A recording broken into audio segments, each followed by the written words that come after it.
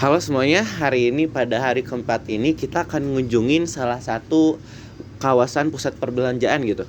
Salah satunya yang kami akan eksplorasi adalah pasar baru Otista, yaitu sekitaran di Cibadak gitu. Nah, di sini tuh para penjual itu menampilkan penjualan souvenir ataupun cindramata, di mana tema P5 kali ini adalah kewirausahaan. Nah, salah satu usaha yang kami akan bahas yaitu cindramata. Maka dari itu, kami akan membahasnya di video, yaitu mereview salah satu pedagang cindramata. Jadi, saksikan terus videonya. Terima kasih. Di balik gemerlap-gemerlap modernitas, tersimpan pula sudut-sudut bersejarah yang syarat cerita. Salah satu yang tak boleh dilewatkan adalah Jalan Cibadak. Sebuah ruas jalan yang memadukan nuansa oriental dan semaraknya aktivitas perdagangan. Berbeda dengan Jalan Braga yang kental dengan arsitektur Art Deco dan nuansa Eropa, Jalan Cibadak memancarkan aura oriental yang khas. Di sini berjejer rapi toko-toko yang milik para pedagang keturunan Tionghoa yang menawarkan berbagai kebutuhan. Di sini berjejer rapi toko-toko milik para pedagang keturunan Tionghoa yang menawarkan berbagai kebutuhan, mulai dari perlengkapan dapur, peralatan rumah tangga, hingga pernak-pernik pernikahan. Nah, setiap harinya tuh Jalan Cibadak Nggak ketawa. bagi para pemburu barang murah dan juga unik. Nah, riuh rendah tawar-menawar dan keramahan para pedagang yang menyambut para pengunjung yang datang dari berbagai penjuru kota. Tak hanya warga Bandung, tak jarang pula wisatawan yang rela menyempatkan diri menjelajahi lorong-lorong toko di kawasan ini untuk mencari oleh-oleh khas Bandung. Di balik hiruk-pikuk aktivitas jual beli, Jalan Cibadak menyimpan cerita panjang tentang perjalanan para wirausahawannya. Jadi tidak mengherankan dalam hiruk-pikuknya ini UMKM yang sepi maupun sangat ramai dikarenakan berbagai faktor tertentu.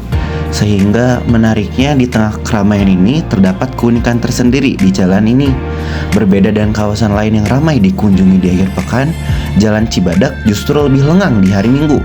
Mayoritas para pedagang memilih untuk menutup tokonya dan memanfaatkan waktunya untuk beribadah maupun berkumpul bersama keluarga. Nah, jadi yang unik di sini tuh tutupnya tuh malah hari Minggu. Padahal hari Minggu biasa di kawasan tertentu malah paling rame gitu. Gitu ya. Ya kali. Ya. Suasana tenang di hari Minggu di Jalan Cibadak seolah menjadi jeda di tengah hiruk-pikuk aktivitas perdagangan. Hal ini mencerminkan nilai-nilai budaya dan tradisi yang masih dipegang teguh oleh para pedagang di kawasan ini. Bagi para penjelajah budaya dan pecinta kuliner, Jalan Cibadak menawarkan pengalaman yang tak terlupakan.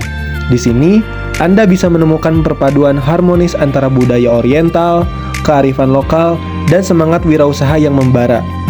Jalan Cibadak bukan hanya tempat berbelanja, tetapi juga jendela untuk melihat potret kehidupan masyarakat dan merasakan denyut nadi ekonomi di Kota Kembang.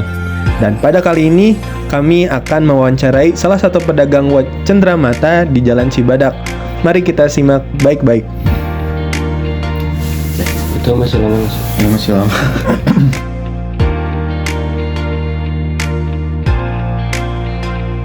Tapi sebelum itu kita bakal cerita dulu nih sebelum kita wawancara. Kita tuh pernah gagal gak sih Li waktu wawancaranya? Apa? Kita kan pernah ke toko usahanya. Nah itu tuh lagi rame banget kan. Tapi gara-gara keramaian itu justru para karyawannya tuh gak bisa diwawancarain ya Gali. Oh, kalau misalnya yang waktu itu, Ya. aku sih nggak tahu ya, soalnya aku nyari margin. Enggak.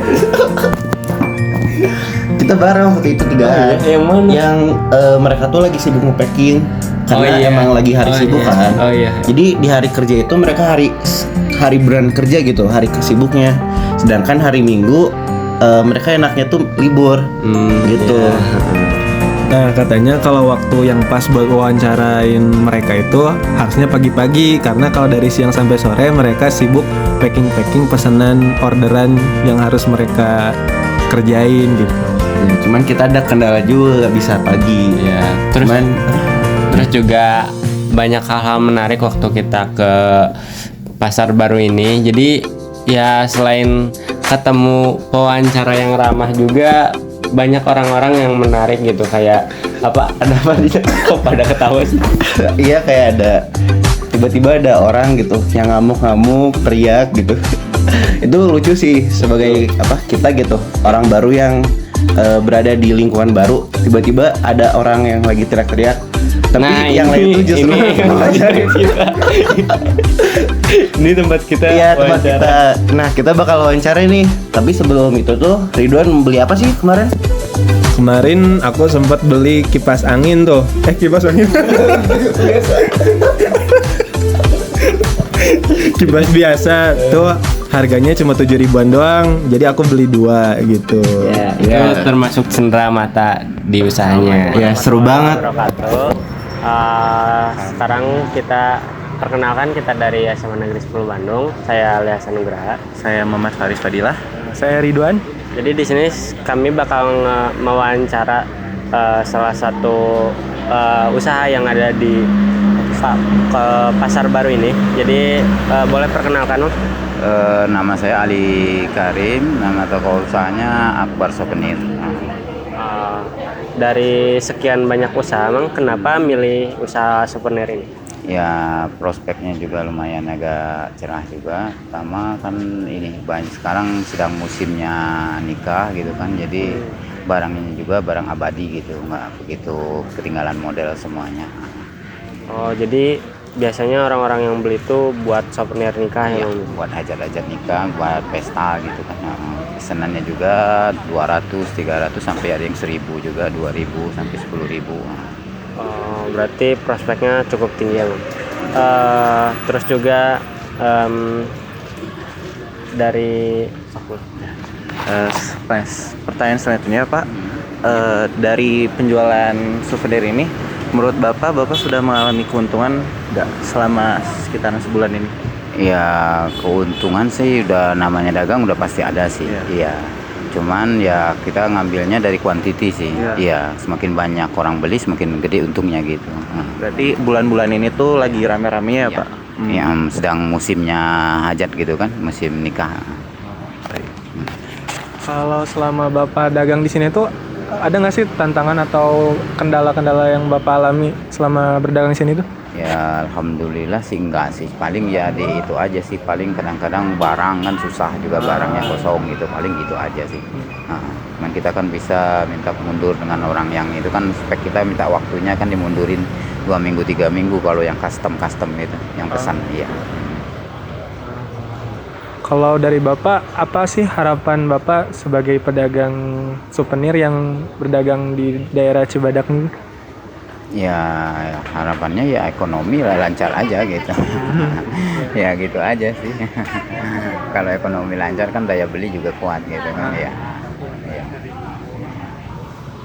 Oke. Mungkin cukup sekian dari wawancara kami. Terima kasih Bapak Ali. Pak Ali. Ya, terima kasih atas waktunya. Ya. Kami tutup. Wassalamualaikum warahmatullahi wabarakatuh. Aturnuhun, Pak. Gimana? Halo semuanya.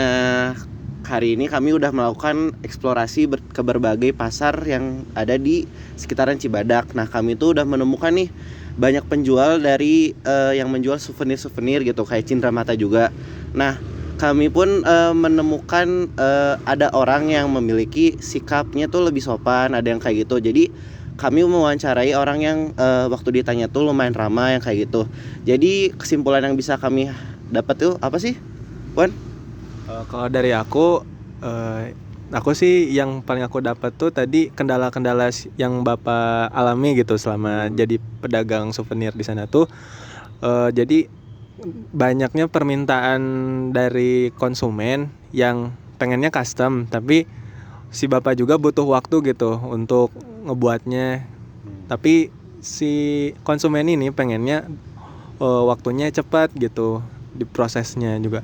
Terus kalau dari harapan si bapaknya, tadi bapaknya pengen dagangannya meningkat lah, penjualannya, biar ekonominya juga lebih meningkat lah gitu.